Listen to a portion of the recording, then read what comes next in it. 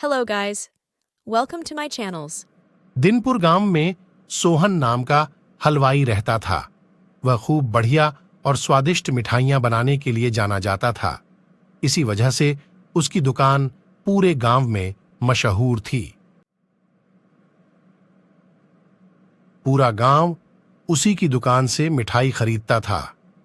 वह और उसकी पत्नी मिलकर शुद्ध देसी घी में मिठाई बनाते थे। इससे मिठाइयां काफी अच्छी और स्वादिष्ट बनती थीं। हर रोज शाम होते होते उसकी सारी मिठाइयां बिक जाती थीं और वह अच्छा मुनाफा भी कमा लेता था।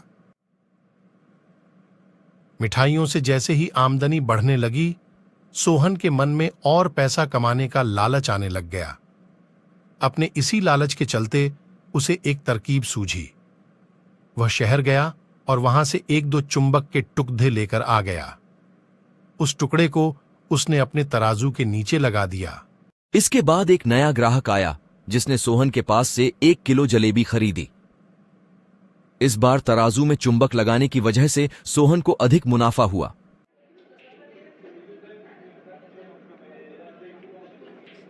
उसने अपनी इस तरकीब के बारे में अपनी पत्नी को भी बताया, लेकिन उसकी पत्नी को सोहन की यह चालाकी अच्छी नहीं लगी।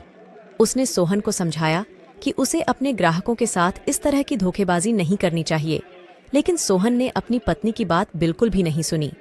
वो हर रोज तराजू के नीचे चुंबक लगाकर अपने ग्राहकों को धोखा देने लगा। इससे उसका मुनाफा बढ़कर कई गुना अधिक हो गया।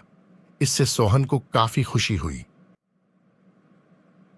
एक दिन सोहन की दुकान पर रवि नाम का एक नया लल्लेज डहका आया। उसने सोहन से 2 किलो जलेबी खरीदी। सोहन ने इसे भी चुंबक लगे तराजू से तोलकर जलेबी दे दी। रवि ने जैसे ही जलेबी उठाई, उसे लगा कि जलेबी का वजन 2 किलो से कम है। उसने अपना शक दूर करने के लिए सोहन से दोबारा से जलेबी को तोलने के लिए कहा। रवि की बात सुनकर सोहन चिढ़ गया। उसने कहा, मेरे पास इतना फालतू समय नहीं है कि मैं बार बार तुम्हारी जलेबी ही तोलता रहूं। इतना कहकर उसने रवि को वहां से जाने के लिए कह दिया। सोहन मिठाई वाले की बात सुनने के बाद रवि जलेबी लेकर वहां से चला गया। वह एक दूसरी दुकान पर गया और वहां बैठे मिठाई वाले से अपनी जलेबी तोलने के लिए कहा। जब दूसरे दुकानदार ने जलेबी तोली तो जलेबी सिर्फ 1.5 किलो ही निकली। अब उसका शक यकीन में बदल गया था। उसे पता चल गया कि सोहन मिठाई वाले के तराजू में कुछ गड़बड़ है।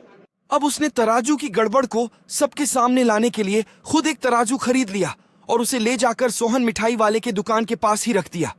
फिर रवि अपने सभी गांव के लोगों को वहां पर इकट्ठा करने में लग गया। जैसे ही लोगों की थोड़ी भीड़ बढ़ने लगी तो उसने गांव के लोगों को कहा कि आज मैं आप सभी लोगों को एक जादू दिखाऊंगा। यह जादू देखने के लिए बस आप लोगों को सोहन मिठाई वाले से खरीदा गया सामान एक बार इस तराजू में तोलना होगा। तब आप लोग देखेंगे कि कैसे सोहन मिठाई वाले के तराजू में तोली गई मिठाइयां इस दूसरे तराजू में अपने आप ही कम हो जाती हैं। कुछ देर बाद 1-2 लोग मिठाई लेकर रवि के पास पहुंचे तो उसने ऐसा करके भी दिखाया। इसके बाद सोहन की दुकान से जिसने भी मिठाई खरीदी थी, सभी ने रवि के तराजू में तोलकर देखा तो सबकी मिठाइयां 250 ग्राम से लेकर आधा किलो तक कम निकली। यह सब देखकर लोगों को काफी हैरानी हुई। अपनी दुकान के पास ही यह सब होता देख सोहन मिठाई वाला रवि से झगड़ा करने लगा। उसने लोगों को बताया कि रवि यह सब नाटक कर रहा है। अपनी बात को सही साबित करने के लिए रवि सीधे सोहन मिठाई वाले का तराजू लेकर आया और तराजू में लगा चुंबक निकालकर सबको दिखाने लगा।